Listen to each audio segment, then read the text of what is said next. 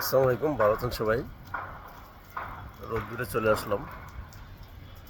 যারা শহরে থাকেন তারা তো ছাদের উপরে খোলামেলা জায়গাটা ছাড়া রোদ্দুরে থাকতে পারেন না। আর শীতের ভিতরে রোদ্দুর পাওয়ানোর মজাটাই হচ্ছে আলাদা। আর যারা গ্রামে থাকেন তারা তো দেখা যায় খোলা জায়গা, গাছগাছালি সব জায়গায় রোদ্দুর পাওয়া যায়। আর শহরের ভিতরে তো সব জায়গায় রোদ্দুর পাওয়া যায় না।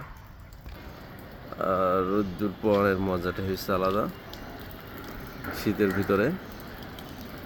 আর রোদ্দুর অনেক উপকারিতা আছে। রোদ্দুর পোয়াইলে শরীর ভালো থাকে, মন মানসিকতা ভালো থাকে।